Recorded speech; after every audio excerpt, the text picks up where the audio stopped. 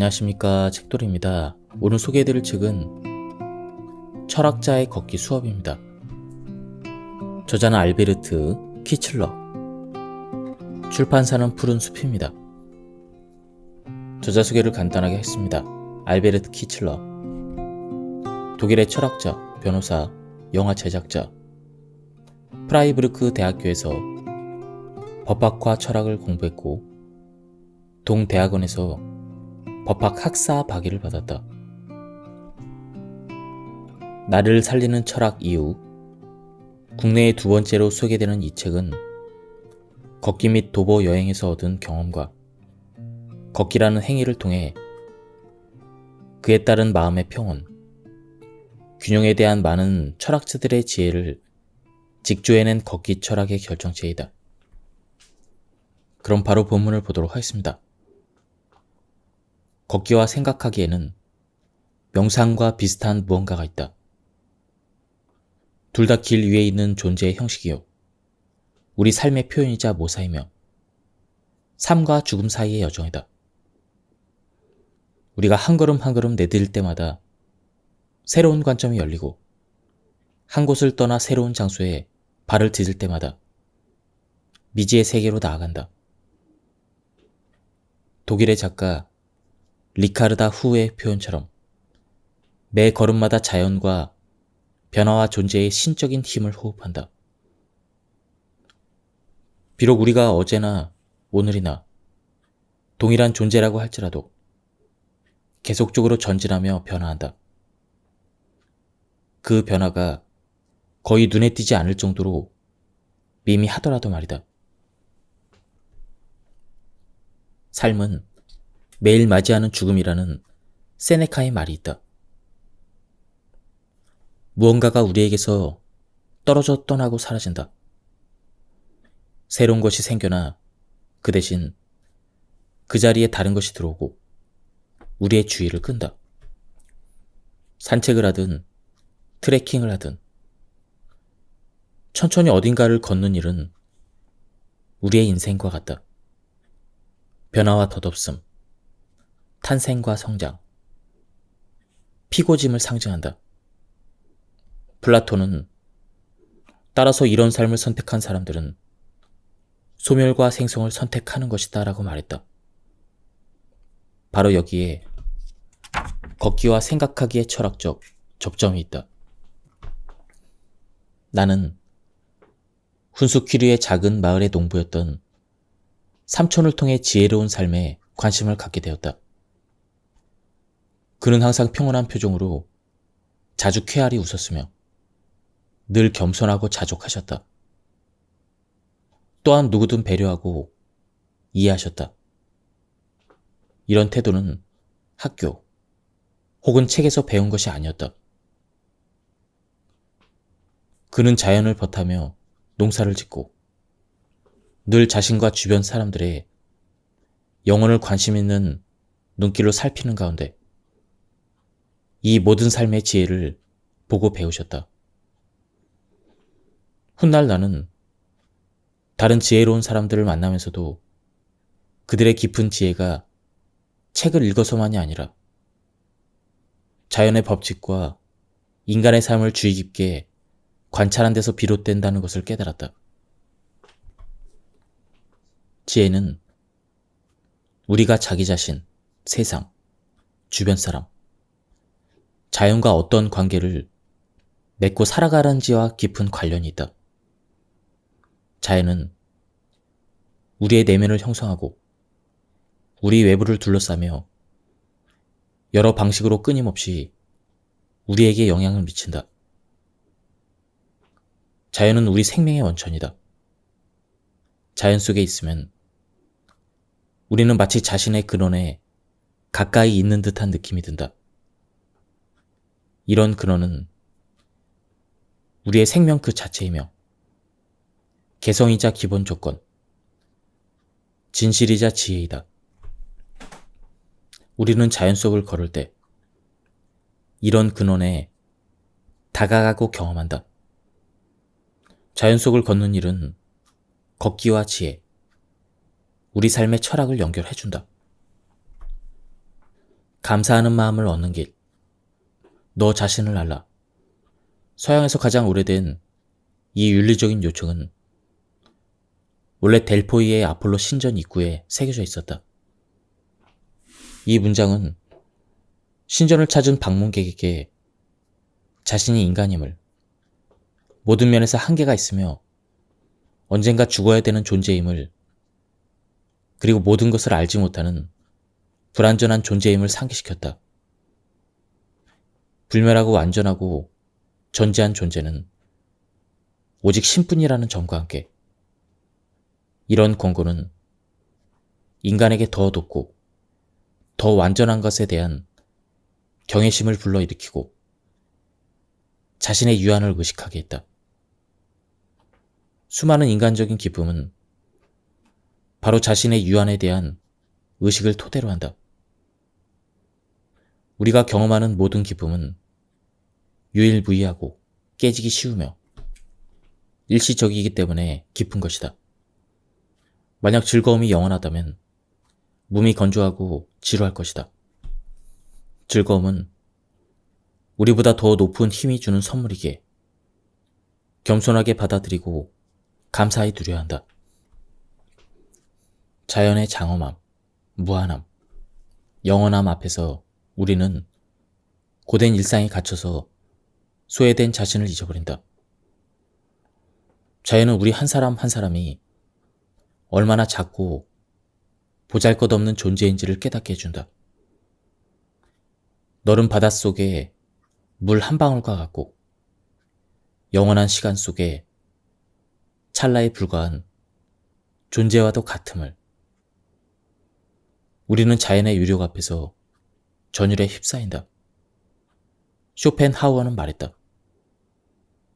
우리가 바라보는 어떤 대상은 그 공간적인 크기뿐만 아니라 오랜 세월, 즉 시간적 영속성으로 인해 그 앞에 서면 우리 스스로가 아무것도 아닌 아주 작은 존재로 느껴진다.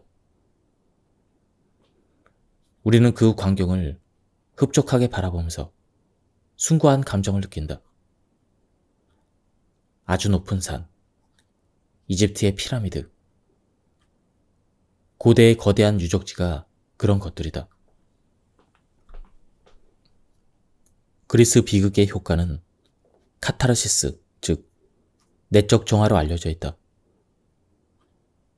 관객은 비극 속의 주인공의 실패를 보며 참담함과 놀라움, 두려움과 동정심 같은 감정을 느끼고 동시에 그런 감정들로부터 정화된다.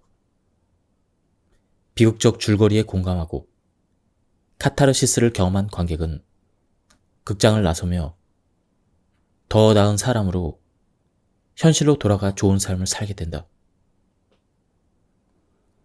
정화 효과의 이유에 대해서는 학자마다 의견이 다양하지만 내가 보기에는 관객이 예측할 수 없는 운명의 위력 혹은 인간사 뒤에 있는 신의 뜻을 깨닫고 경외심을 느끼기 때문이 아닐까 싶다. 관객은 자신이 외적인 사건에 그다지 영향을 끼칠 수 없다는 사실을, 운명이 언제든지 자신을 타격할 수 있다는 사실을 인식하게 된다. 그리스인들은 신들이 파멸할 사람에게 우선적으로 재물을 내린다고 생각했다. 재물을 획득한 자들은 교만해지고 그 다음에는 타락이 뒤따른다. 자연을 경험하는 중에도 우리의 마음은 정화된다. 이때 정화는 상호 영향을 주는 두 가지 측면으로 이루어진다. 한편으로 자연은 우리를 성찰로 인도하며 우리의 생각과 마음을 정화한다. 그러고 나면 다른 한편으로는 마음이 정돈되고 긍정적인 감정이 강화되어 내적으로 성장하고 강해진다. 강인한 내면으로 거듭난 우리는 자연, 다른 사람, 경험에 사심 없이 마음을 열고 그것들이 온전히 내면에 와 닿도록 마음을 내맡긴다. 자연 속을 걸으며 자연의 광대함과 아름다움에 마음 깊이 경외감을 느낄 때, 그리고 감탄할 때도 이런 정화가 일어난다. 정화가 우리에게 주는 가장 아름다운 선물은 바로 감사하는 마음이다. 우리는 자신에게 일어나는 모든 좋은 일에 감사하게 된다. 무엇보다도 우리가 살아있어 자연의 아름다움과 무한함을 경험하고 스스로가 자연의 일부임을 느낄 수 있다는 그 사실에 감사하는 것이다. 너희 화려한 꽃이여, 빛나는 초원이여, 상쾌한 그늘이여, 시냇물이여, 나무와 풀밭이여, 오라. 와서 이 끔찍한 물건들로 더럽혀진 나의 상상력을 정화시켜라. 이렇게 우리가 자연과 연결된 느낌을 생생하게 유지하고 자신이 유한한 존재임을 잊지 않는다면 일상을 경험하고 살아내는 방식이 달라질 수가 있다. 우리는 자기 주변을 둘러싼 모든 것에 감사하고 행복해할 뿐 아니라 인생이 선사하는 크고 작은 선물들을 더 주의 깊고 섬세하게 자각하고 받아들일 수 있는 것이다. 실패해도 담담하게 받아들이는 자세. 다른 한편 우리는 세상사가 언제나 자신의 생각대로 되지 않는다는 사실에 내적으로 대비하게 된다. 계획과 의도, 소망이 어그러질 수도 있음을 순순히 인정하게 된다. 자신의 한계를 인식하고 자기 마음대로 할 수 있는 세상 일이 얼마나 적은지도 깨닫는다. 그저 힘이 닿는 한에서 자기가 의도하고 바라는 일을 추진해 볼 수 있을 뿐, 그런 일이 성공하리라고, 순조로이 진행되리라고 당연하게 생각하지 않는 것이다. 설령 실패하거나 잘 되지 않더라도 이미 일어난 일을 담담하게 견디고 받아들일 뿐이다. 나는 내가 하는 모든 일에 중간에 별일이 없으면이라는 유보 조건을 붙이는 습관을 들였다. 이런 습관은 내가 표현을 유지하는 데 큰 도움이 되었다. 모순되는 듯 보이지만 광대하고 무한한 자연에 비해 자신이 얼마나 작고 유한한 존재인지를 느끼는 것으로부터 삶의 역경을 견디고 자신의 중심을 지킬 수 있는 내적 힘과 능력이 자라난다. 평소 자연 속을 걷기를 좋아하던 루소는 여느 날처럼 우울을 몰아내기 위해 자연을 누비면서 이렇게 말했다. 나는 눈에 이런 호사를 좋아한다. 이런 중에 불행한 자의 영혼은 쉬고 만족하고 잠시 기분을 전환하고 고통을 좀 덜어낸다. 이와 같은 효과가 모두에게 나타나지 않는다면 아마도 몇몇은 자연에 대한 감수성이 부족하기 때문일 수도 있다. 그러나 대부분은 마음이 다른 생각들로 가득 차 있어서 감각이 인도하는 대상들을 눈여겨보지 않고 대충 지나치기 때문이다. 지혜롭게 겸손의 태도를 취한다고 해서 우리가 유약해지는 것은 아니다. 우리가 외부에서 일어나는 일에 미칠 수 있는 영향이 얼마나 제한적인지 깨닫고 우리가 종종 얼마나 무력한 존재인지를 받아들일수록 오히려 더 강인해지며 회복력 또한 좋아진다. 우리는 변하지 않는 삶의 조건을 알고 피할 수 없는 현실에 순응하는 법도 배웠다. 겸손한 태도는 우리가 지닌 관용과 평정심을 강화하고 삶의 거센 풍파 속에서도 자신의 길을 끈기 있게 걸어갈 수 있는 힘을 준다. 하이킹이든 트레킹이든 우리가 시간을 들여 때로는 힘들게 걷는 동안 장엄한 산을 비롯한 자연 경관을 바라보면서 키워나가는 자질이 바로 이런 겸손과 겸허의 힘이다. 걷는 과정이 한층 더 힘겨울수록 우리는 내면에 숨어있는 강인한 힘을 더욱더 강렬하게 느낀다. 애써 의식하지 않더라도 우리의 몸과 마음이 오롯하게 그것을 경험한다. 이런 강렬한 힘은 걷기를 마치고 오랜 시간이 지난 뒤에도 우리 안에서 생동한다. 교만하지 말고 운명이나 다른 사람들을 얕보지 말고 자신의 지식을 확신하지 말고 비현실적이지만 달콤해 보이는 허황된 상상을 버리라는 지침은 아주 오래된 삶의 지혜이다. 기쁘다고 과하게 기뻐하지 말고 괴롭다고 과하게 괴로워하지 말라. 삶이 진행되는 박자를 잊지 말라. 이에 대한 화답처럼 공자는 이렇게 쓴다. 나는 현자는 불은 날 때 기가 꺾이지 않으며 행운이 있을 때 환호하지 않는다고 들었다.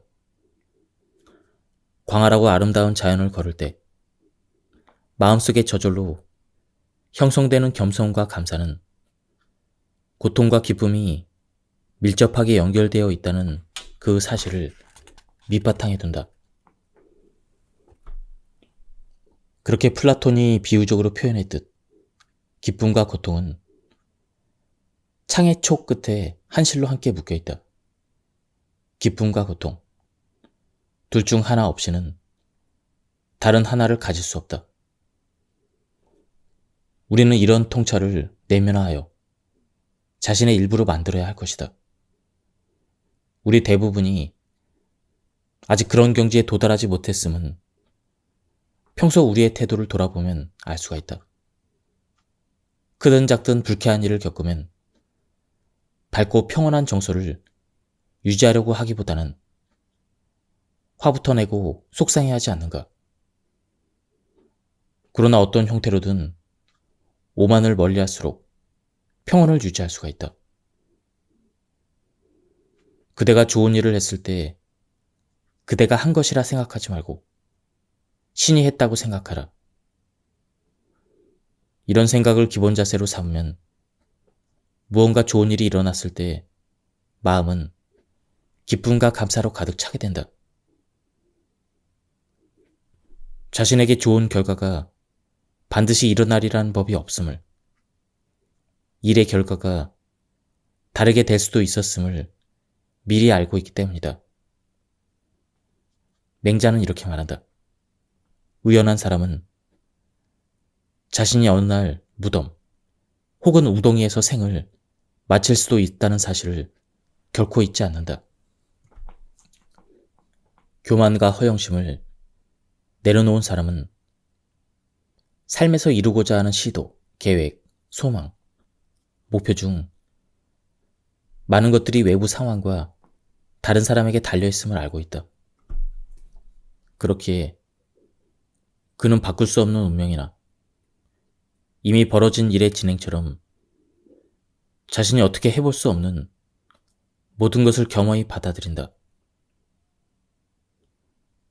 자신이 할 수 있는 만큼만 하고자 하며 자신이 손쓸 수 없는 그러한 일 때문에 괴로워하지 않는다. 추구하는 목표를 이룰 수 있을 것이라고 당연히 여기지 않는다. 또한 자신의 행복이 외부의 목표를 성취했을 때 얻어지는 것이 아니라 무언가를 추구하는 활동, 그 자체에 있다고 보기 때문에 오직 자신이 할 수 있고 영향을 미칠 수 있는 일에 집중한다. 가령 진실하고 사력있고 선하고 진정성 있게 사는 것 말이다. 물론 우리는 추구하는 외부의 목표를 이룰 수 있기를 소망해야 할 것이다. 고대의 현자들도 이와 같이 소망하는 태도에 대해서는 이의를 제기하지 않았다. 하지만 우리의 행복이 외부의 목표 실현 여부에 따라 좌지우지 되어서는 안 된다. 자연을 유유히 거닐 때처럼 길을 걷는 것 자체가 목표이지 정상에 도달하는 것이 목표가 되어서는 안 된다. 우리는 정상에 도달하는 것보다 정상에 오르는 길 자체를 더 사랑하게 케이블카를 타고 산에 오르는 대신 때로는 몇 시간에 걸쳐 힘든 길을 걸어간다. 또한 이를 악물고 아등바등 나아가는 사람보다는 초연하고 침착하게 한 발 두 발 내딛는 사람이 목표에 도달할 가능성이 더 높다. 목표를 못 이루면 어쩌지? 이렇게 불안해하며 힘을 낭비하지 않고 고요하고 평안한 태도로 나아갈 수 있기 때문이다. 이런 사람은 성실하고 적극적이지만 이루고자 하는 성공을 과대평가하지 않는다. 공자는 말한다. 적절한 정도를 지킬 줄 아는 사람. 그의 마음은 자기 자신으로 가득하지 않다. 그리하여 그는 꾸준히 제의를 할 수가 있다. 장자는 과도한 의욕을 경계한다. 잘못된 의욕을 끊어라. 마음에 얽힌 것을 풀어라. 부, 명예, 영화, 권력, 명성, 이득. 이 6가지는 뜻을 어지럽힌다. 이런 것들로 마음이 혼란스럽지 않은 사람은 절도를 찾은 것이다. 절도를 찾은 사람에게는 고요가 있으며 고요가 있는 사람에게는 맑음이 있다. 맑음이 있는 사람은 그의 마음이 비어 있어서 모든 것에 마음이 열려 있다. 이렇게 비어 있는 사람은 아무것도 하지 않으나 아무것도 하지 않은 채로 남지 않는다. 내면의 안정감과 자족감을 가지고 행동하는 사람은 목적하는 바를 이룰 수가 있다. 그가 아무것도 하지 않는 듯 보일지라도 그럼에도 그는 하며 결국 그 일을 성취하게 된다. 나는 도보 여행을 하는 동안 구간 목표를 도달하기 전에 돌아온 적이 꽤 많이 있다. 이 정도면 충분하고 내가 해낼 수 있는 만큼 해냈다고 느꼈기 때문이다. 걷는 일 자체가 내게 가치 있는 것이기 때문에 목표에 도달하지 못했어도 아쉽지가 않다. 일본의 학자 야마가 소코는 이렇게 썼다. 현자는 하늘의 뜻을 알기에 추구할 만한 가치가 있는 것을 추구하고 도모해야 될 것을 도모하며 간직해야 될 것을 간직한다. 그리고 개인적인 성패에 마음을 쓰지 않는다. 자신의 운명에 만족하여 자신이 가야 할 길을 결코 떠나지 않는다. 사력 있게 책임을 다하며 도모할 것과 제한할 것이 자신의 처지를 넘어서지 않는다. 자신의 처지는 자신의 능력과 중심에 의해서 정해진다. 자신의 처지 안에서 해야 할 일에 전심한 결과 우리는 자기 자신과 더 가까워지고 자신의 사명을 실현하고 행복을 경험한다. 이에 더해 외부의 목표도 달성할 수 있다면 더할 나위 없이 좋겠지만 그것은 그리 중요하지 않다. 언젠가 현자도 걱정에 빠집니까? 이런 질문을 받은 공자는 이렇게 대답했다. 아니다. 현자는 그의 길을 가고 자신이 해야 되는 것을 한다. 성공을 이루지 못해도 마음으로 기뻐한다. 성공을 이루면 그에 더해 자신이 그렇게 할 수 있었음을 기뻐한다. 그리하여 일생 내내 기뻐하고 하루도 낙담하지 않는다. 보통 사람은 그렇지 않다. 보통 사람은 성공을 이루기 전에는 성공하지 못할까봐 걱정한다. 그리고 성공을 이루면 성공을 다시 잃을까봐 걱정한다. 그리하여 평생 낙담하고 하루도 즐거울 날이 없다. 반면 외부의 목표를 달성하는 데만 집착한다면 언젠가는 좌절할 수밖에 없다. 호메로스의 말에 따르면 시샘이 많은 신들이 그 누구에게도 오직 좋은 것만을 선사하지 않기 때문이다. 어떤 것이든 완성되면 변하는 것이 하늘의 길이다. 충만의 정점에서 오래 머문 전례는 아직 없다. 자신의 능력을 한참이나 넘어서는 것은 교만이고 자신을 과대평가하는 처사이며 무절제한 태도이다. 이 또한 도보 여행에서 배울 수 있는 깨달음이다. 자연의 광대함과 위대함은 우리 인간이 모두 동일한 존재임을 일깨워준다. 그 누구도 다른 사람 위에 있을 수 없고 그 누구도 실수와 약점에서 자유롭지 못하다. 인간은 다 비슷비슷하다.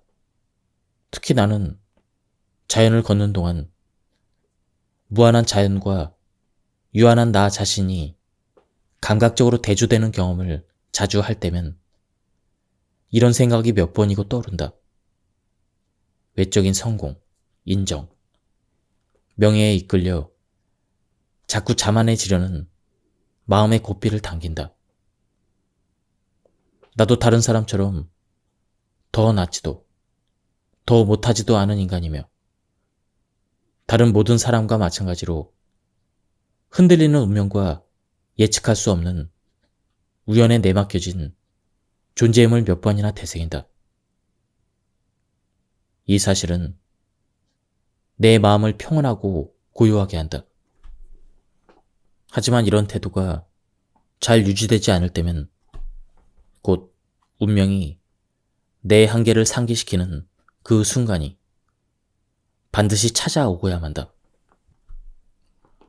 도보 여행을 떠날 때 자신의 체질이나 상태에 따라 여행의 속도와 리듬, 거리나 시간을 정해야 하듯 삶의 여러 문제들에 직면할 때도 늘 자기 자신을 고려하고 살펴야 한다. 여기서 중요한 점은 자신의 개인적인 욕구를 고려하고 올바른 우선순위와 가치를 따져보며 적절한 시점을 맞춰야 한다는 것이다. 그리스인들은 이런 적절한 시점을 카이로스라고 불렀으며 기회의 신에게 카이로스라는 이름을 붙이기도 했다. 꼭 알맞은 순간을 그토록 중요하게 여긴 것이다. 카이로스는 시간에서의 중용, 즉 너무 늦지도 빠르지도 않은 시점으로 이해할 수가 있다.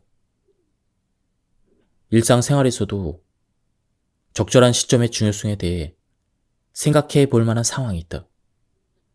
배우자나 자녀, 회사 상사나 부하 직원에게 중요한 이야기를 하거나 긴급한 문제를 언급해야 되는 시점을 생각해보자. 이때 부적절한 시점을 택해서 이야기를 하거나 만약 이야기를 미루고 내버려 둔다면 쓰디쓴 결과를 맛볼 것이다. 도보 여행을 할 때도 마찬가지다. 정상이 코앞인데 금방이라도 소나기가 내릴 기미가 보인다면 잠시 등반을 멈춰야 할 때가 아닐까 싶어 신중을 기할 것이다.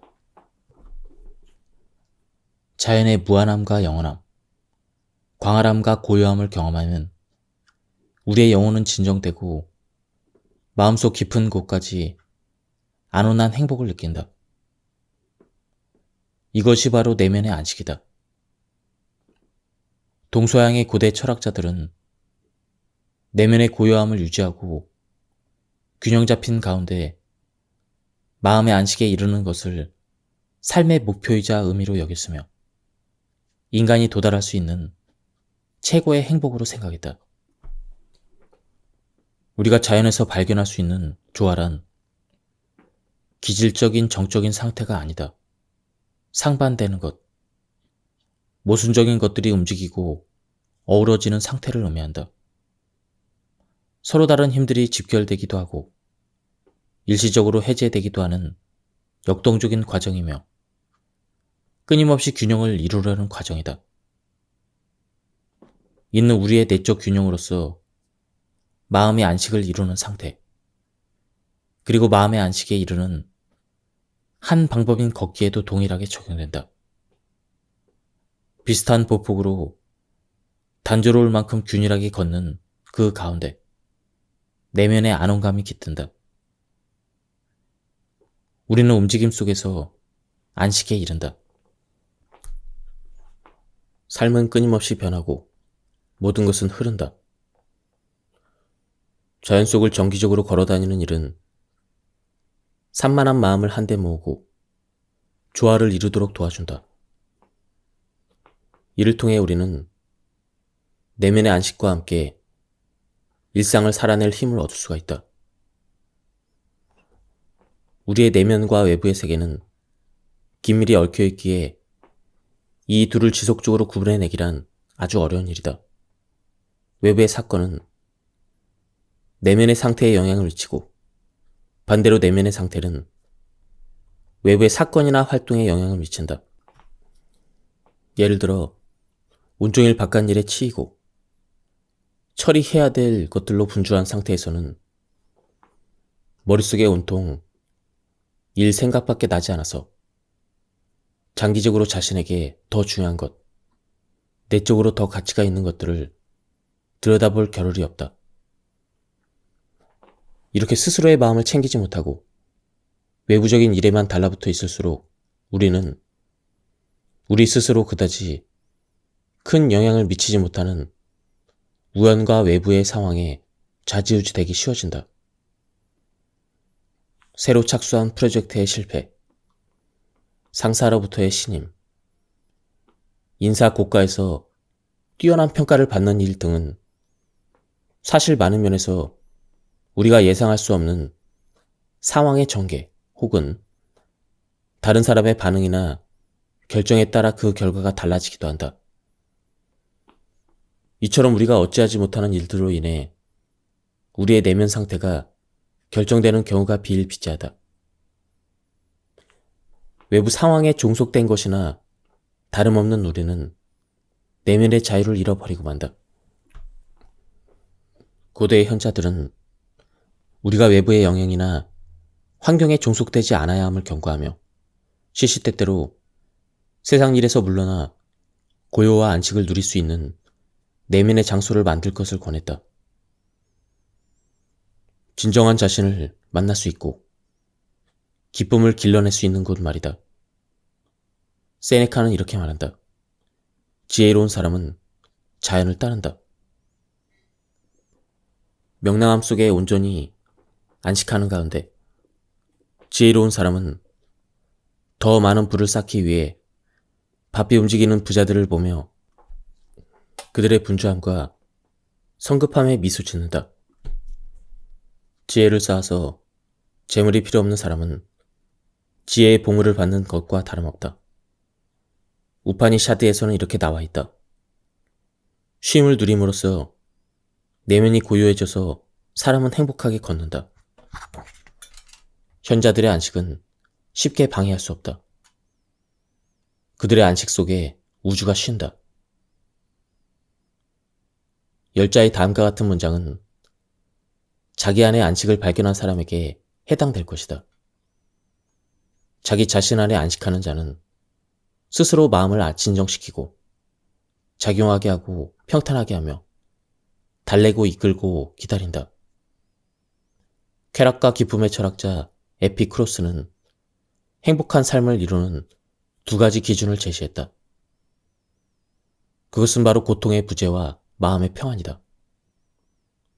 이러한 것들을 명확하게 고려하면 모든 행위와 무의와 몸의 건강과 마음의 평안으로 이어진다. 이것이 바로 행복한 삶이라고 할 수 있겠다. 우리의 행복과 안식에 본질적으로 영향을 주는 것은 외부의 사건이 아니라 외부에서 일어난 사건에 대처하는 우리의 자세와 관련이 있다. 우리의 밖에서 일어난 사건 자체를 우리가 변화시킬 수는 없다. 그러나 그에 대한 어떤 태도를 취할 것인지는 우리가 할 나름이다. 취할 수 있는 행동의 선택지가 아무리 제한적이고 사소해 보일지라도 가능한 한 범위 안에서 최선을 다해 좋은 선택을 이끌어낼 수가 있다. 심지어 선택하지 않은 것, 즉 순순히 받아들이는 것 또한 우리의 선택이다. 중요한 것은 우리가 외부 사건을 어떻게 평가하고 어떤 관점으로 이해할 것이며 어떤 의미를 깨달을 것인지가 가장 먼저 숙고되어야 한다는 점이다. 오스트리아 출신의 유대계 신경학자이자 신경정신과 의사 빅터 프랭클은 가혹한 운명을 맞으면서 자기 안의 힘을 몸소 보여준 인물이다. 프랭클은 제2차 세계대전이 발발하자 아내를 비롯한 가족과 친척들을 나치 강제 수용소에서 잃었고 그 자신도 수용소에서 비참하게 목숨을 이어갔다. 참혹한 상황에서도 그는 외부 사건에 대해서 스스로의 관점을 확립하는 일의 중요성을 확실히 깨달았으며 삶에서 의미 찾기를 중단하지 않았다. 프랭클은 외적 상황이 최악으로 치달을지라도 우리에게는 틀림없이 선택지가 있으며 계속해서 견디고 나아가도록 힘을 주는 삶의 의미를 발견할 수 있다는 사실을 간곡하게 상기시켰다. 인간의 태도는 그가 처한 조건에 의해서 결정되는 것이 아니라 스스로의 선택에 의해서 결정됩니다. 어느 라디오 강연에서 그는 이렇게 말하기도 했다.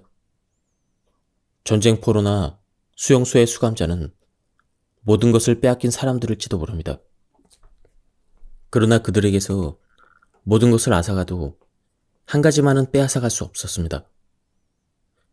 그들에게 한 가지 자유만이 남아 있었습니다. 주어진 상황에 맞서 어떻게 할 것인지 저렇게 할 것인지 선택할 수 있는 자유 말입니다. 우리의 내면은 정원과 같다. 우리가 땅을 갈고 좋은 씨를 뿌리고 잡초를 뽑아주고 거름을 주고 물을 주고 서리와 홍수, 병충해로부터 보호해주고 끈기 있게 관심을 기울이면 언젠가는 아름다운 꽃과 열매를 누릴 수가 있다. 정원의 상태는 우리의 일반적인 마음 상태를 상징한다. 우리가 사려 깊은 정원사라면 내면의 정원은 아름답고 정결한 모습으로 자리하게 될 것이다. 아름답고 정갈한 정원이란 명랑한 평정심이 깃든 마음이다. 또한 정원에서 자라는 탐스러운 꽃과 열매는 빛나는 행복의 순간들이다. 우리가 정원을 섬세하고 정성스럽게 돌볼수록 이런 순간들을 한층 더 빈번하게 느낄 수 있을 것이다. 사색이 영혼의 산책이듯 도보 여행은 마음 정원을 가꾸는 좋은 방법이다. 탐스럽게 열린 꽃과 열매의 이미지로 상징되는 행복의 순간들은 우리가 이런 순간을 어디선가 강탈하거나 직접적으로 얻을 수 없음을 가르쳐준다. 우리는 다만 행복의 순간들과 가능하면 자주, 지속적으로 마주하기 위해 노력해야 할 것이다. 칸트가 주장하듯 자신을 바람직하게 갖고 감으로써 우리는 행복에 합당한 사람이 될 수 있을 뿐이다. 행복의 순간들은 결국 자신의 행복을 돌본 사람에게 주어지는 선물이자 은총이다. 부처는 세상을 떠나기 직전에 제자들에게 그대들은 부단히 노력해야 한다라는 말을 남겼다. 이런 의미에서 내게 보도 여행은 몸과 마음을 하나로 돌보는 일이다. 신선한 공기를 들여마시며 고요하고 아름다운 자연 속을 규칙적으로 걸어 다니는 일은 행복한 삶을 위한 기본 전제인 것만 같다. 부유한 왕 그로이소스는 그리스의 7명의 현자 중 하나인 솔론에게 자신의 막대한 보물을 보여주며 누가 세상에서 가장 행복한 사람으로 보이냐고 묻는다. 그러자 솔론은 그로이소스가 기대했던 대답, 즉 그로이소스가 가장 부자라고 대답하는 대신 너무나 많은 부를 소유하면 신들의 질투를 유발하며 그런 운명은 빠르게 바뀔 수 있음을 회의적인 태도로 상기시킨다. 그러면서 자기가 보기에는 아테네의 텔로스가 가장 행복한 사람이었던 것 같다고 말한다. 아테네의 텔로스는 가정과 국가에 대한 의무를 다하고 검소한 생활을 했으며 고통 없이 평화로운 죽음을 맞이했다면서 말이다. 이처럼 그리스인들은 모든 과잉을 경계했다. 텔로스의 행복은 크로이소스가 상상한 것과는 달랐다. 그것은 인간에게 어울리는 겸손한 행복이었다. 이와 같은 행복은 불가능한 것은 그 무엇도 힘쓰지 않고 인간의 분수를 넘어서지 않으려는 그런 자에게 만족을 주기에 충분한 것이었다. 행복과 중용과 단순함은 본질적으로 서로 통하며 함께 가는 개념이다.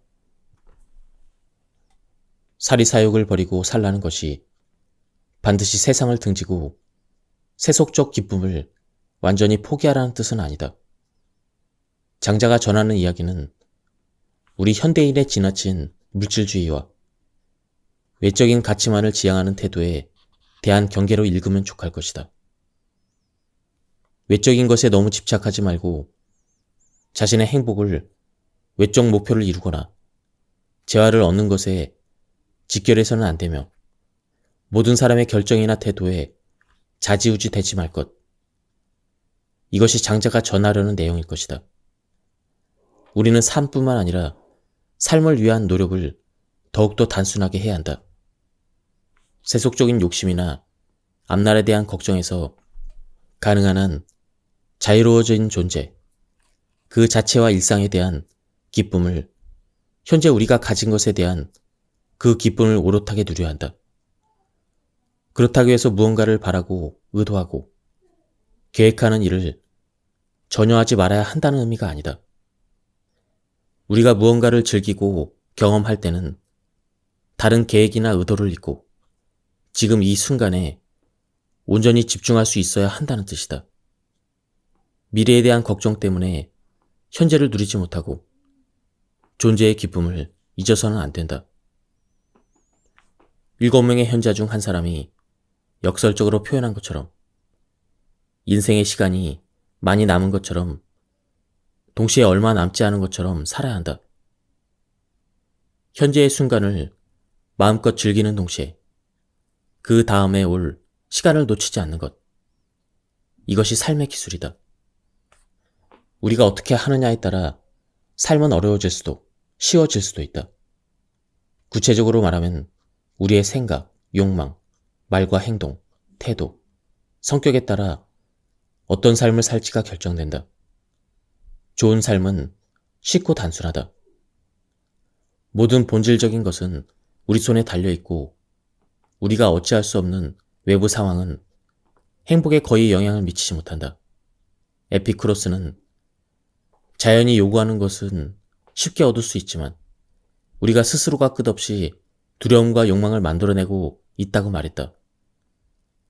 우리가 외부의 것을 중요하게 여길수록 그것들이 우리를 짓누르는 힘은 더욱더 커진다.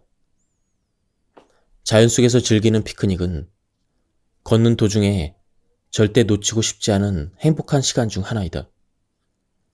멋진 분위기의 레스토랑에서 먹는 사내지미를 마다할 사람은 없겠지만 내가 아는 최고의 레스토랑은 자주 천천히 걷다 오곤 하는 산길 가장자리에 있다.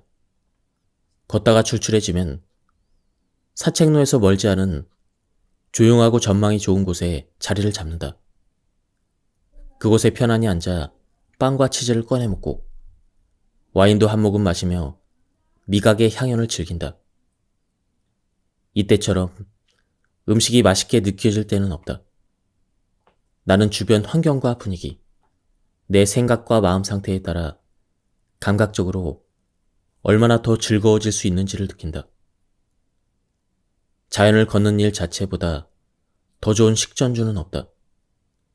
또한 압도적인 풍경, 신선한 공기, 야생의 온갖 식물과 나무 냄새, 번잡한 세상으로부터 멀리 떨어져 고요를 느끼는 것보다 더 좋은 향신료는 없다.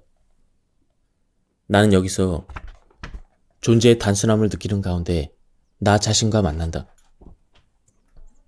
모든 것이 내게서 훌훌 멀어지고 내게 남은 것은 오직 내가 살아있다는 사실과 나와 자연이 연결되어 있다는 인식뿐이다.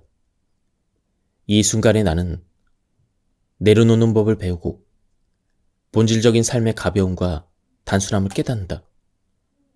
행복해지는 데는 많은 것이 필요하지 않다. 우리가 내면의 태도, 가치, 의지, 생각에 집중한다면 어디에 있든 그 순간의 행복을 포착하기에 충분하다. 가이바라 에이케는 고독 속에 조용히 앉아 있는 것도 기쁨이다. 이 고요한 기쁨은 화려한 축제의 기쁨을 능가한다라고 썼다. 지금까지 이 책에 대한 리뷰를 모두 마쳤습니다. 뒤에 더 좋은 내용이 많이 나오는데요. 오늘은 시간 관계상 여기까지만 소개해 드리도록 하겠습니다. 한번 책을 구해서 읽어보실 것을 추천드립니다. 여기서 리뷰를 마치도록 하겠습니다. 감사합니다. 안녕하십니까, 책돌이입니다. 오늘 소개해드릴 책은 철학자의 걷기 수업입니다. 저자는 알베르트 키칠러, 출판사는 푸른 숲입니다. 저자 소개를 간단하게 했습니다.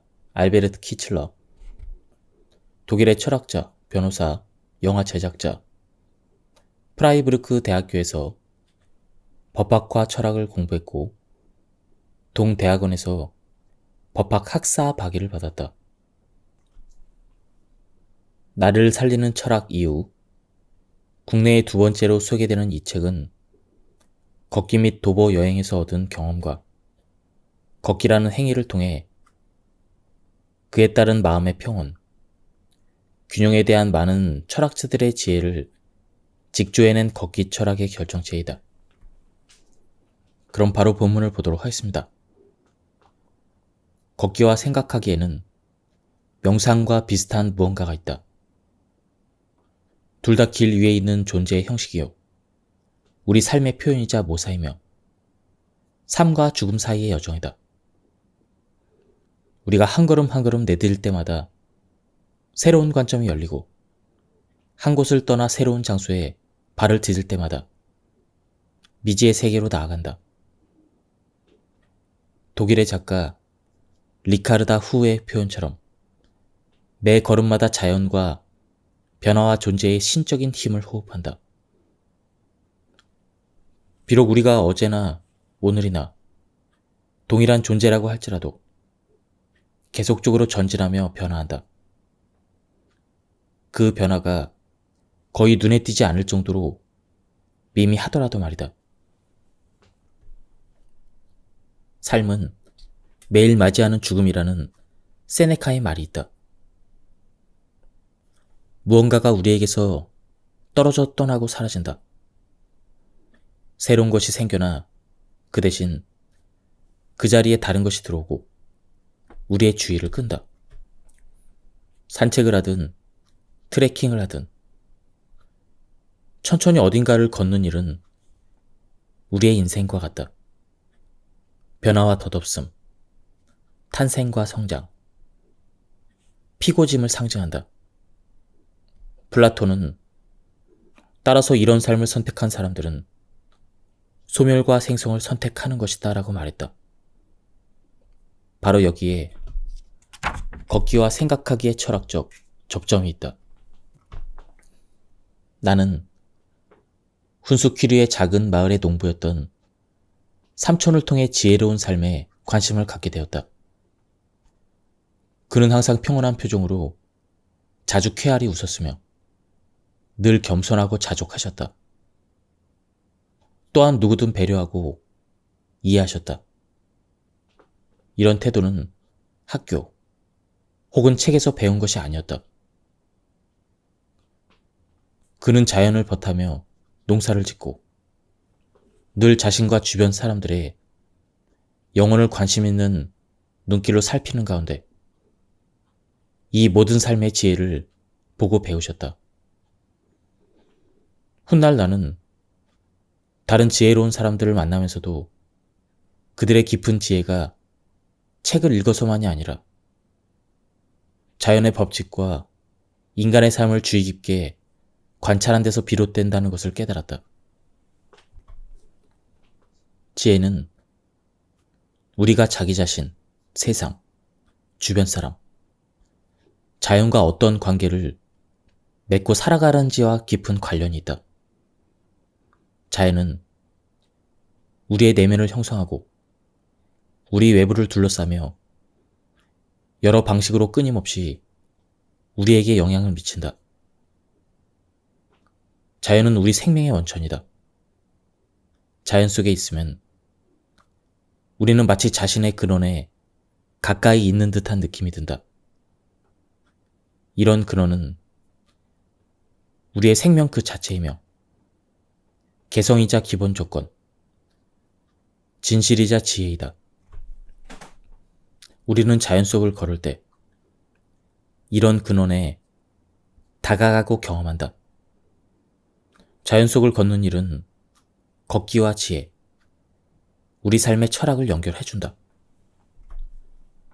감사하는 마음을 얻는 길, 너 자신을 알라. 서양에서 가장 오래된 이 윤리적인 요청은 원래 델포이의 아폴로 신전 입구에 새겨져 있었다.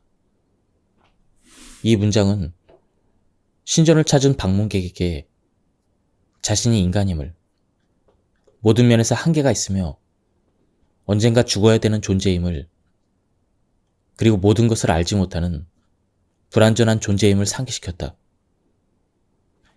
불멸하고 완전하고 전지한 존재는 오직 신뿐이라는 점과 함께 이런 권고는 인간에게 더 높고 더 완전한 것에 대한 경외심을 불러일으키고 자신의 유한을 의식하게 했다. 수많은 인간적인 기쁨은 바로 자신의 유한에 대한 의식을 토대로 한다. 우리가 경험하는 모든 기쁨은 유일무이하고 깨지기 쉬우며 일시적이기 때문에 깊은 것이다. 만약 즐거움이 영원하다면 몸이 건조하고 지루할 것이다. 즐거움은 우리보다 더 높은 힘이 주는 선물이기에 겸손하게 받아들이고 감사히 누려야 한다. 자연의 장엄함, 무한함, 영원함 앞에서 우리는 고된 일상에 갇혀서 소외된 자신을 잊어버린다. 자연은 우리 한 사람 한 사람이 얼마나 작고 보잘것없는 존재인지를 깨닫게 해준다. 너른 바닷속에 물 한 방울과 같고 영원한 시간 속에 찰나에 불과한 존재와도 같음을,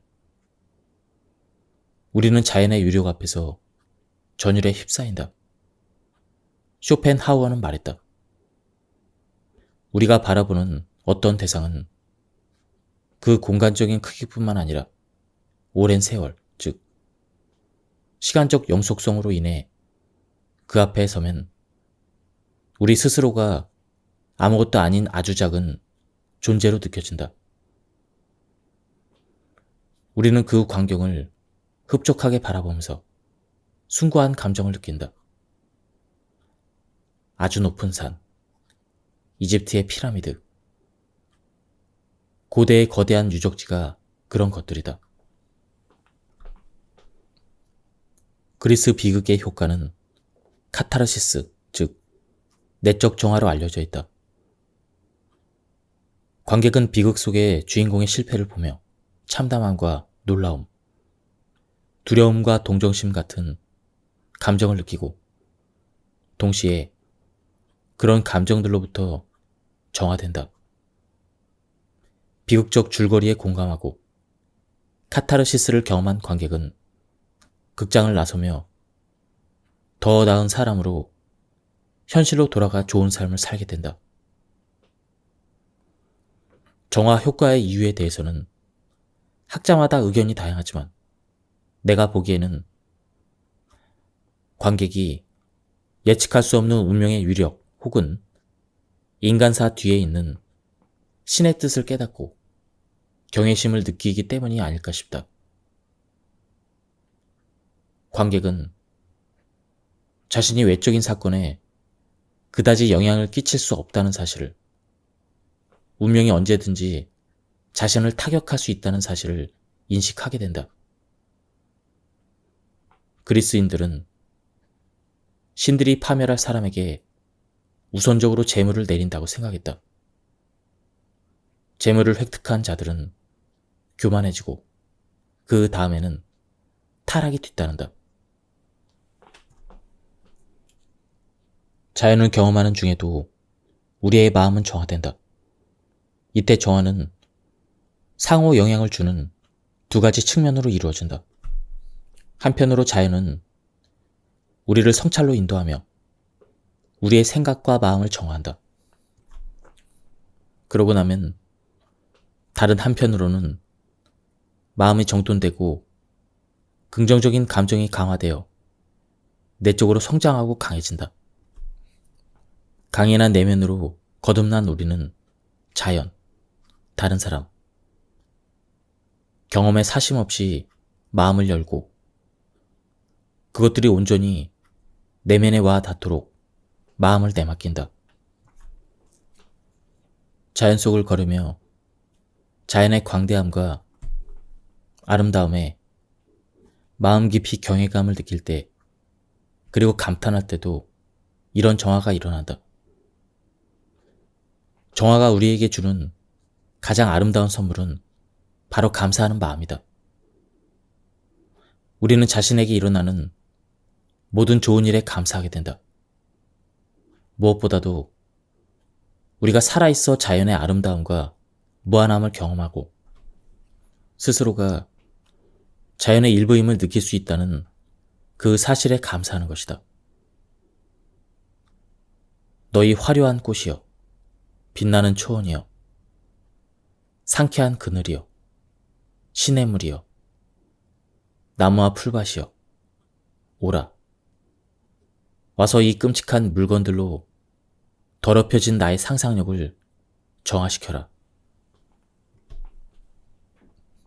이렇게 우리가 자연과 연결된 느낌을 생생하게 유지하고 자신이 유한한 존재임을 잊지 않는다면 일상을 경험하고 살아내는 방식이 달라질 수가 있다. 우리는 자기 주변을 둘러싼 모든 것에 감사하고 행복해할 뿐 아니라 인생이 선사하는 크고 작은 선물들을 더 주의 깊고 섬세하게 자각하고 받아들일 수 있는 것이다. 실패해도 담담하게 받아들이는 자세.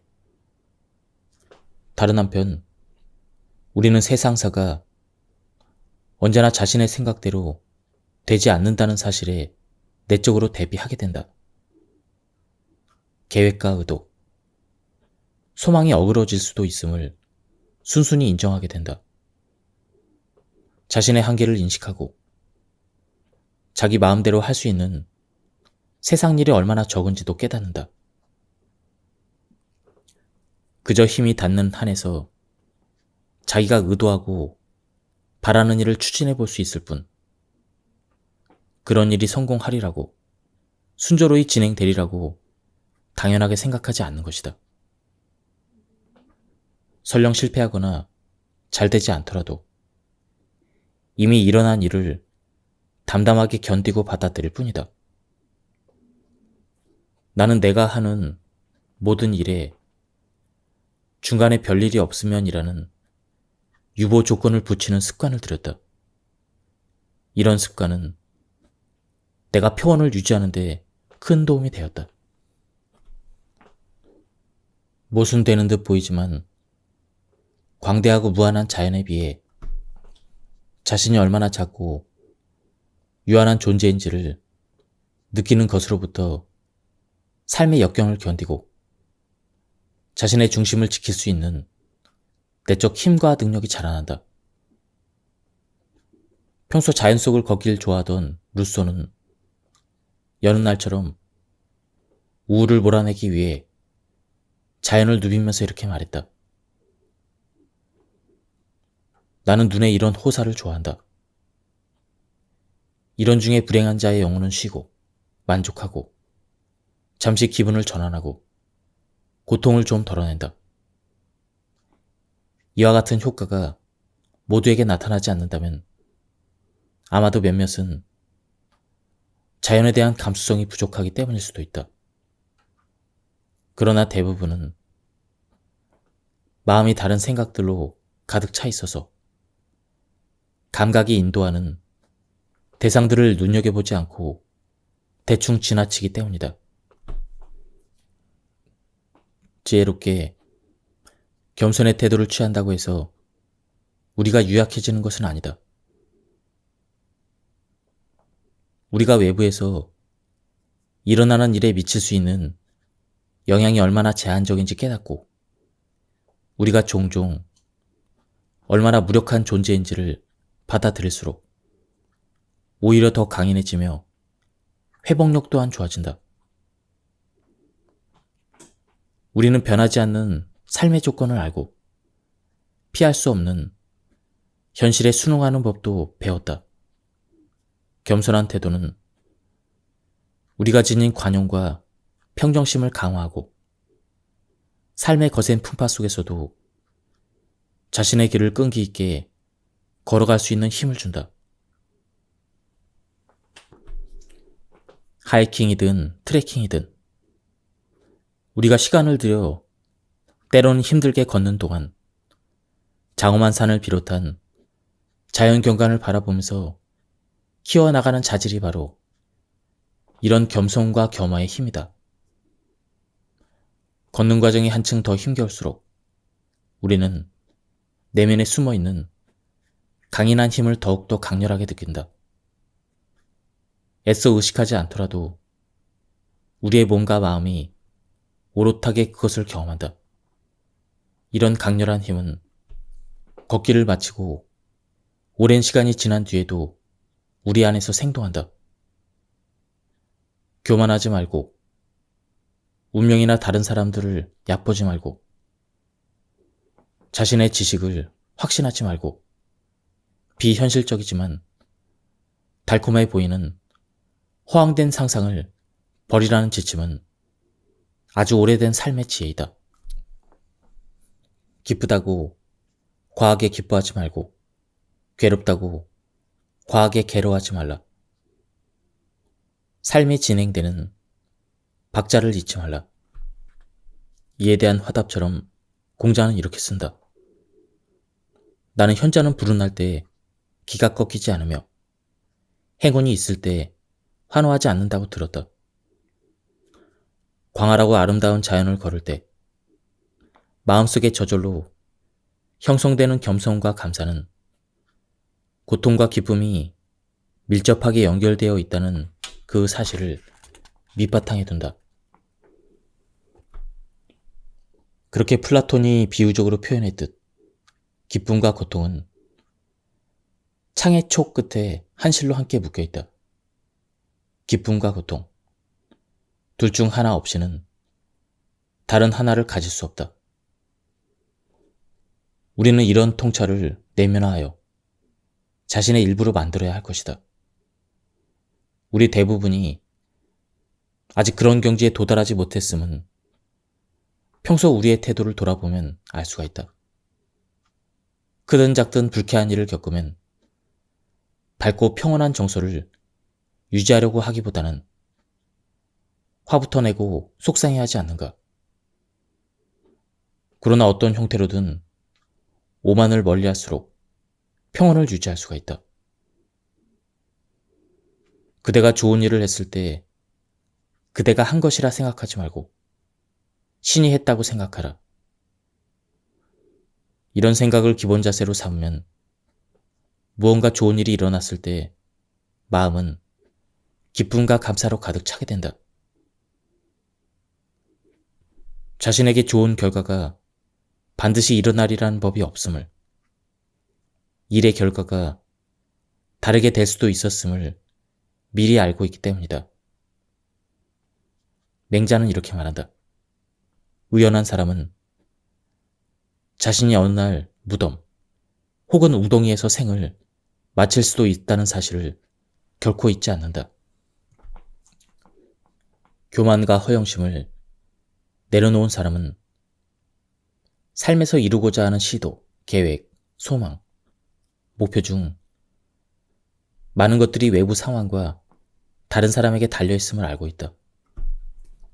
그렇기에 그는 바꿀 수 없는 운명이나 이미 벌어진 일의 진행처럼 자신이 어떻게 해볼 수 없는 모든 것을 겸허히 받아들인다. 자신이 할 수 있는 만큼만 하고자 하며 자신이 손쓸 수 없는 그러한 일 때문에 괴로워하지 않는다.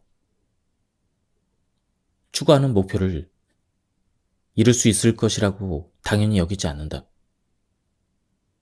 또한 자신의 행복이 외부의 목표를 성취했을 때 얻어지는 것이 아니라 무언가를 추구하는 활동, 그 자체에 있다고 보기 때문에 오직 자신이 할 수 있고 영향을 미칠 수 있는 일에 집중한다. 가령 진실하고 사력 있고 선하고 진정성 있게 사는 것 말이다. 물론 우리는 추구하는 외부의 목표를 이룰 수 있기를 소망해야 할 것이다. 고대의 현자들도 이와 같이 소망하는 태도에 대해서는 이의를 제기하지 않았다. 하지만 우리의 행복이 외부의 목표 실현 여부에 따라 좌지우지 되어서는 안 된다. 자연을 유유히 거닐 때처럼 길을 걷는 것 자체가 목표이지 정상에 도달하는 것이 목표가 되어서는 안 된다. 우리는 정상에 도달하는 것보다 정상에 오르는 길 자체를 더 사랑하게, 케이블카를 타고 산에 오르는 대신 때로는 몇 시간에 걸쳐 힘든 길을 걸어간다. 또한 이를 악물고 아등바등 나아가는 사람보다는 초연하고 침착하게 한 발 두 발 내딛는 사람이 목표에 도달할 가능성이 더 높다. 목표를 못 이루면 어쩌지? 이렇게 불안해하며 힘을 낭비하지 않고 고요하고 평안한 태도로 나아갈 수 있기 때문이다. 이런 사람은 성실하고 적극적이지만 이루고자 하는 성공을 과대평가하지 않는다. 공자는 말한다. 적절한 정도를 지킬 줄 아는 사람. 그의 마음은 자기 자신으로 가득하지 않다. 그리하여 그는 꾸준히 제의를 할 수가 있다. 장자는 과도한 의욕을 경계한다. 잘못된 의욕을 끊어라. 마음에 얽힌 것을 풀어라. 부, 명예, 영화, 권력, 명성, 이득. 이 6가지는 뜻을 어지럽힌다. 이런 것들로 마음이 혼란스럽지 않은 사람은 절도를 찾은 것이다. 절도를 찾은 사람에게는 고요가 있으며 고요가 있는 사람에게는 맑음이 있다. 맑음이 있는 사람은 그의 마음이 비어 있어서 모든 것에 마음이 열려 있다. 이렇게 비어 있는 사람은 아무것도 하지 않으나 아무것도 하지 않은 채로 남지 않는다. 내면의 안정감과 자족감을 가지고 행동하는 사람은 목적하는 바를 이룰 수가 있다. 그가 아무것도 하지 않는 듯 보일지라도 그럼에도 그는 하며 결국 그 일을 성취하게 된다.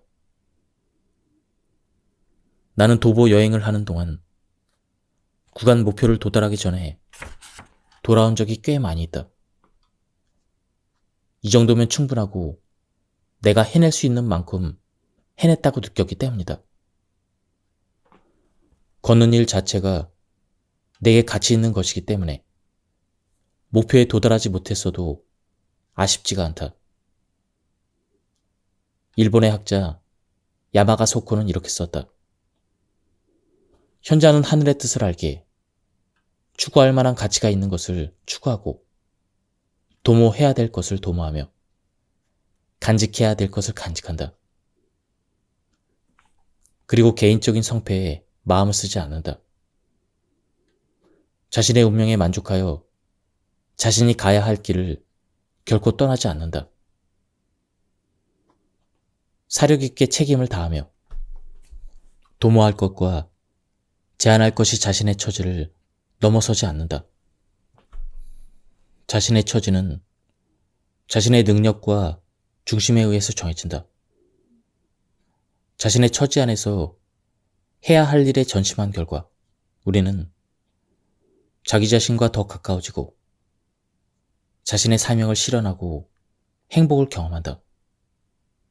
이에 더해 외부의 목표도 달성할 수 있다면 더할 나위 없이 좋겠지만 그것은 그리 중요하지 않다. 언젠가 현자도 걱정에 빠집니까? 이런 질문을 받은 공자는 이렇게 대답했다. 아니다. 현자는 그의 길을 가고 자신이 해야 되는 것을 한다. 성공을 이루지 못해도 마음으로 기뻐한다. 성공을 이루면 그에 더해 자신이 그렇게 할 수 있었음을 기뻐한다. 그리하여 일생 내내 기뻐하고 하루도 낙담하지 않는다. 보통 사람은 그렇지 않다. 보통 사람은 성공을 이루기 전에는 성공하지 못할까봐 걱정한다. 그리고 성공을 이루면 성공을 다시 잃을까봐 걱정한다. 그리하여 평생 낙담하고 하루도 즐거울 날이 없다. 반면 외부의 목표를 달성하는 데만 집착한다면 언젠가는 좌절할 수밖에 없다. 호메로스의 말에 따르면 시샘이 많은 신들이 그 누구에게도 오직 좋은 것만을 선사하지 않기 때문이다. 어떤 것이든 완성되면 변하는 것이 하늘의 길이다. 충만의 정점에서 오래 머문 전례는 아직 없다. 자신의 능력을 한참이나 넘어서는 것은 교만이고 자신을 과대평가하는 처사이며 무절제한 태도이다. 이 또한 도보 여행에서 배울 수 있는 깨달음이다. 자연의 광대함과 위대함은 우리 인간이 모두 동일한 존재임을 일깨워준다. 그 누구도 다른 사람 위에 있을 수 없고 그 누구도 실수와 약점에서 자유롭지 못하다. 인간은 다 비슷비슷하다. 특히 나는 자연을 걷는 동안 무한한 자연과 유한한 나 자신이 감각적으로 대조되는 경험을 자주 할 때면 이런 생각이 몇 번이고 떠오른다. 외적인 성공, 인정, 명예에 이끌려 자꾸 자만해지려는 마음의 고삐를 당긴다. 나도 다른 사람처럼 더 낫지도 더 못하지도 않은 인간이며 다른 모든 사람과 마찬가지로 흔들리는 운명과 예측할 수 없는 우연에 내맡겨진 존재임을 몇 번이나 되새긴다. 이 사실은 내 마음을 평온하고 고요하게 한다. 하지만 이런 태도가 잘 유지되지 않을 때면 곧 운명이 내 한계를 상기시키는 그 순간이 반드시 찾아오고야 한다. 도보 여행을 떠날 때 자신의 체질이나 상태에 따라 여행의 속도와 리듬, 거리나 시간을 정해야 하듯 삶의 여러 문제들에 직면할 때도 늘 자기 자신을 고려하고 살펴야 한다. 여기서 중요한 점은 자신의 개인적인 욕구를 고려하고 올바른 우선순위와 가치를 따져보며 적절한 시점을 맞춰야 한다는 것이다. 그리스인들은 이런 적절한 시점을 카이로스라고 불렀으며 기회의 신에게 카이로스라는 이름을 붙이기도 했다. 꼭 알맞은 순간을 그토록 중요하게 여긴 것이다. 카이로스는 시간에서의 중용, 즉 너무 늦지도 빠르지도 않은 시점으로 이해할 수가 있다. 일상생활에서도 적절한 시점의 중요성에 대해 생각해 볼 만한 상황이 있다. 배우자나 자녀, 회사 상사나 부하 직원에게 중요한 이야기를 하거나 긴급한 문제를 언급해야 되는 시점을 생각해보자. 이때 부적절한 시점을 택해서 이야기를 하거나 만약 이야기를 미루고 내버려 둔다면 쓰디쓴 결과를 맛볼 것이다. 도보 여행을 할 때도 마찬가지다. 정상이 코앞인데 금방이라도 소나기가 내릴 기미가 보인다면 잠시 등반을 멈춰야 할 때가 아닐까 싶어 신중을 기할 것이다. 자연의 무한함과 영원함, 광활함과 고요함을 경험하면 우리의 영혼은 진정되고 마음속 깊은 곳까지 안온한 행복을 느낀다. 이것이 바로 내면의 안식이다. 동서양의 고대 철학자들은 내면의 고요함을 유지하고 균형 잡힌 가운데 마음의 안식에 이르는 것을 삶의 목표이자 의미로 여겼으며 인간이 도달할 수 있는 최고의 행복으로 생각했다.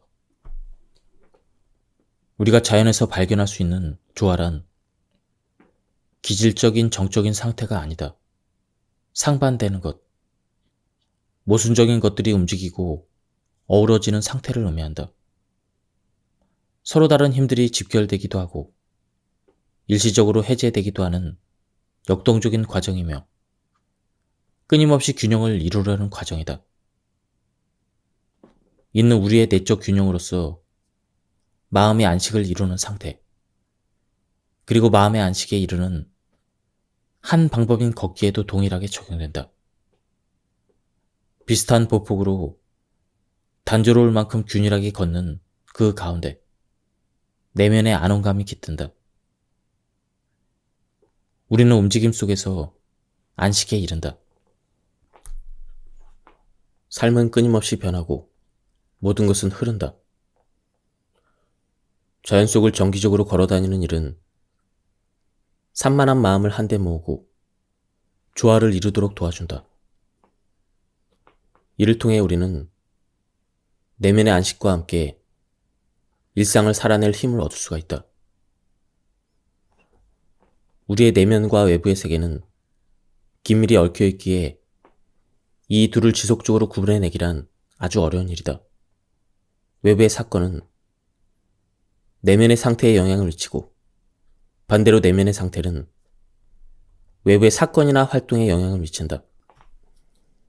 예를 들어 온종일 바깥일에 치이고 처리해야 될 것들로 분주한 상태에서는 머릿속에 온통 일 생각밖에 나지 않아서 장기적으로 자신에게 더 중요한 것, 내적으로 더 가치가 있는 것들을 들여다볼 겨를이 없다. 이렇게 스스로의 마음을 챙기지 못하고 외부적인 일에만 달라붙어 있을수록 우리는 우리 스스로 그다지 큰 영향을 미치지 못하는 우연과 외부의 상황에 좌지우지 되기 쉬워진다. 새로 착수한 프로젝트의 실패, 상사로부터의 신임, 인사 고과에서 뛰어난 평가를 받는 일 등은 사실 많은 면에서 우리가 예상할 수 없는 상황의 전개 혹은 다른 사람의 반응이나 결정에 따라 그 결과가 달라지기도 한다. 이처럼 우리가 어찌하지 못하는 일들로 인해 우리의 내면 상태가 결정되는 경우가 비일비재하다. 외부 상황에 종속된 것이나 다름없는 우리는 내면의 자유를 잃어버리고 만다. 고대의 현자들은 우리가 외부의 영향이나 환경에 종속되지 않아야 함을 경고하며 시시때때로 세상 일에서 물러나 고요와 안식을 누릴 수 있는 내면의 장소를 만들 것을 권했다. 진정한 자신을 만날 수 있고 기쁨을 길러낼 수 있는 곳 말이다. 세네카는 이렇게 말한다. 지혜로운 사람은 자연을 따른다.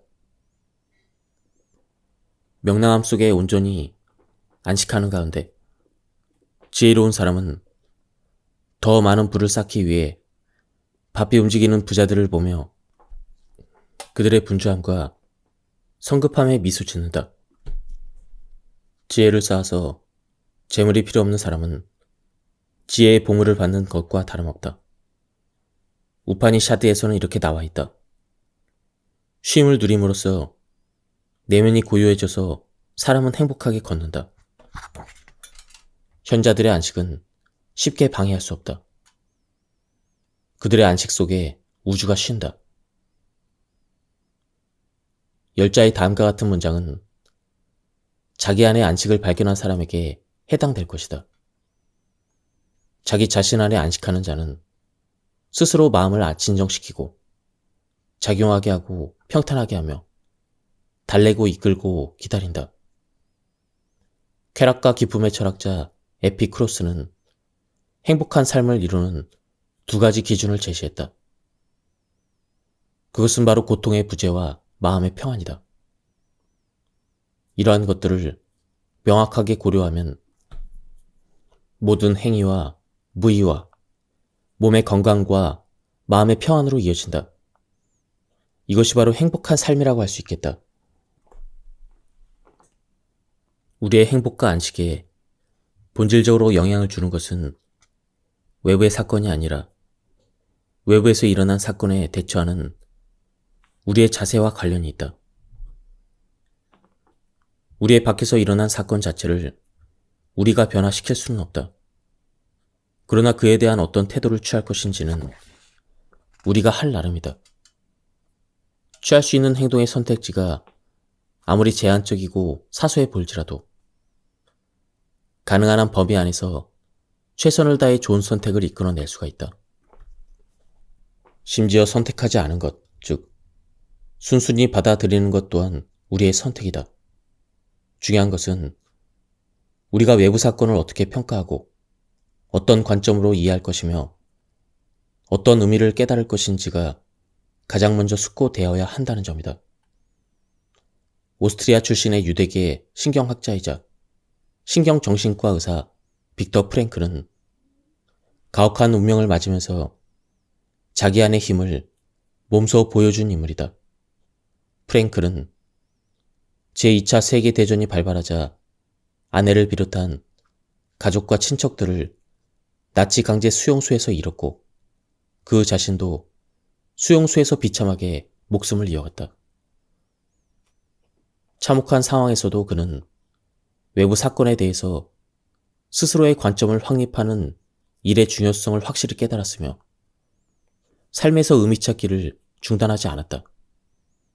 프랭클은 외적 상황이 최악으로 치닫을지라도 우리에게는 틀림없이 선택지가 있으며 계속해서 견디고 나아가도록 힘을 주는 삶의 의미를 발견할 수 있다는 사실을 간곡하게 상기시켰다.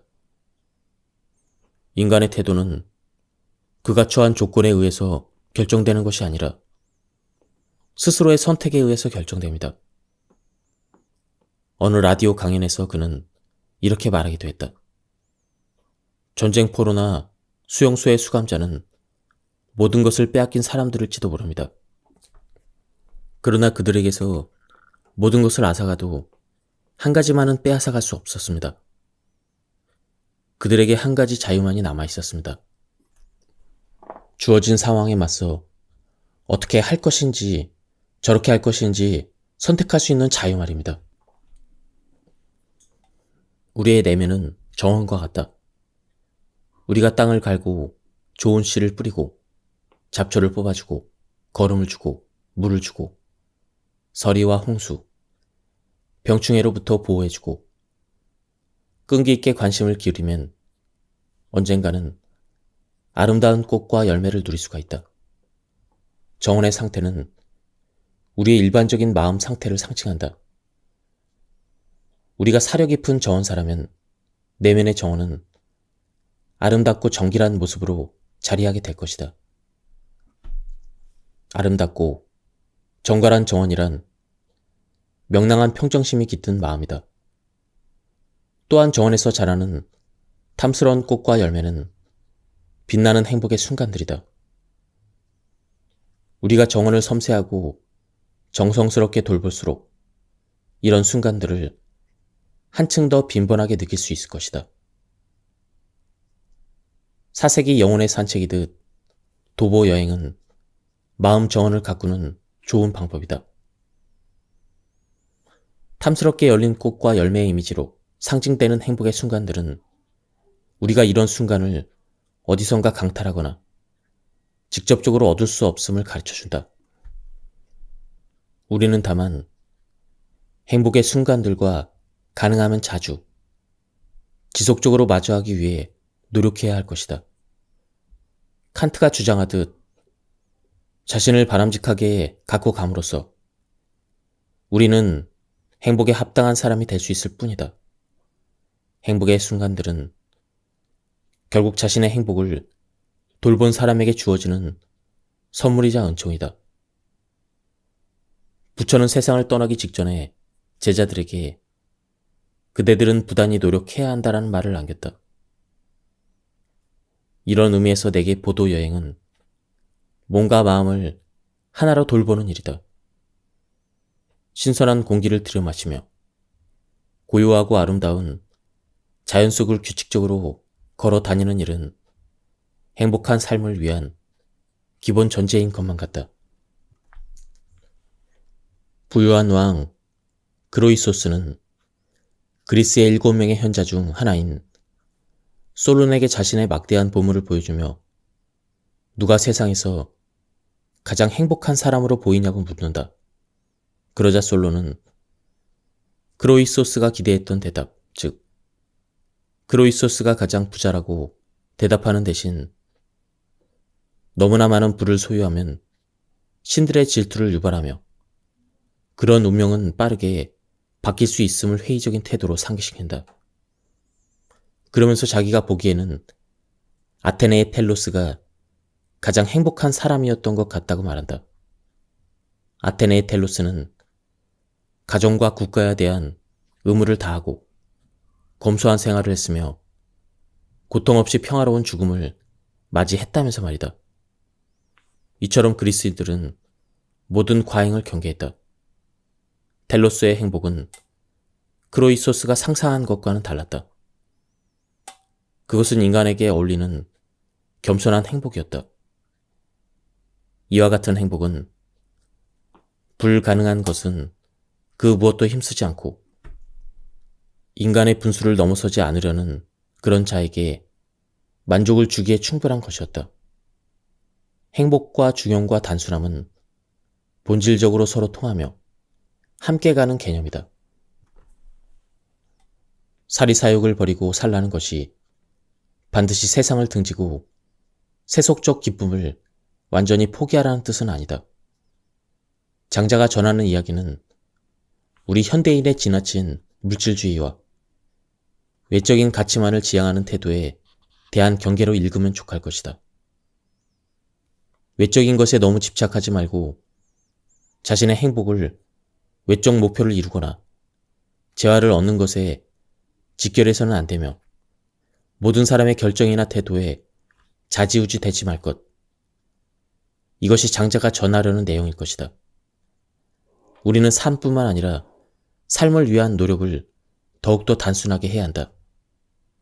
세속적인 욕심이나 앞날에 대한 걱정에서 가능한 한 자유로워진 존재, 그 자체와 일상에 대한 기쁨을 현재 우리가 가진 것에 대한 그 기쁨을 오롯하게 누려야 한다. 그렇다고 해서 무언가를 바라고 의도하고 계획하는 일을 전혀 하지 말아야 한다는 의미가 아니다. 우리가 무언가를 즐기고 경험할 때는 다른 계획이나 의도를 잊고 지금 이 순간에 온전히 집중할 수 있어야 한다는 뜻이다. 미래에 대한 걱정 때문에 현재를 누리지 못하고 존재의 기쁨을 잊어서는 안 된다. 7명의 현자 중 한 사람이 역설적으로 표현한 것처럼 인생의 시간이 많이 남은 것처럼 동시에 얼마 남지 않은 것처럼 살아야 한다. 현재의 순간을 마음껏 즐기는 동시에 그 다음에 올 시간을 놓치지 않는 것. 이것이 삶의 기술이다. 우리가 어떻게 하느냐에 따라 삶은 어려워질 수도 쉬워질 수도 있다. 구체적으로 말하면 우리의 생각, 욕망, 말과 행동, 태도, 성격에 따라 어떤 삶을 살지가 결정된다. 좋은 삶은 쉽고 단순하다. 모든 본질적인 것은 우리 손에 달려있고 우리가 어찌할 수 없는 외부 상황은 행복에 거의 영향을 미치지 못한다. 에피쿠로스는 자연이 요구하는 것은 쉽게 얻을 수 있지만 우리가 스스로가 끝없이 두려움과 욕망을 만들어내고 있다고 말했다. 우리가 외부의 것을 중요하게 여길수록 그것들이 우리를 짓누르는 힘은 더욱더 커진다. 자연 속에서 즐기는 피크닉은 걷는 도중에 절대 놓치고 싶지 않은 행복한 시간 중 하나이다. 멋진 분위기의 레스토랑에서 먹는 산의 지미를 마다할 사람은 없겠지만 내가 아는 최고의 레스토랑은 자주 천천히 걷다 오곤 하는 산길 가장자리에 있다. 걷다가 출출해지면 산책로에서 멀지 않은 조용하고 전망이 좋은 곳에 자리를 잡는다. 그곳에 편안히 앉아 빵과 치즈를 꺼내 먹고 와인도 한 모금 마시며 미각의 향연을 즐긴다. 이때처럼 음식이 맛있게 느껴질 때는 없다. 나는 주변 환경과 분위기, 내 생각과 마음 상태에 따라 감각적으로 얼마나 더 즐거워질 수 있는지를 느낀다. 자연을 걷는 일 자체보다 더 좋은 식전주는 없다. 또한 압도적인 풍경, 신선한 공기, 야생의 온갖 식물과 나무 냄새, 번잡한 세상으로부터 멀리 떨어져 고요를 느끼는 것보다 더 좋은 향신료는 없다. 나는 여기서 존재의 단순함을 느끼는 가운데 나 자신과 만난다. 모든 것이 내게서 훌훌 멀어지고 내게 남은 것은 오직 내가 살아있다는 사실과 나와 자연이 연결되어 있다는 인식뿐이다. 이 순간에 나는 내려놓는 법을 배우고 본질적인 삶의 가벼움과 단순함을 깨닫는다. 행복해지는 데는 많은 것이 필요하지 않다. 우리가 내면의 태도, 가치, 의지, 생각에 집중한다면 어디에 있든 그 순간의 행복을 포착하기에 충분하다. 가이바라 에이케는 고독 속에 조용히 앉아 있는 것도 기쁨이다. 이 고요한 기쁨은 화려한 축제의 기쁨을 능가한다라고 썼다. 지금까지 이 책에 대한 리뷰를 모두 마쳤습니다. 뒤에 더 좋은 내용이 많이 나오는데요. 오늘은 시간 관계상 여기까지만 소개해 드리도록 하겠습니다. 한번 책을 구해서 읽어보실 것을 추천드립니다. 여기서 리뷰를 마치도록 하겠습니다. 감사합니다.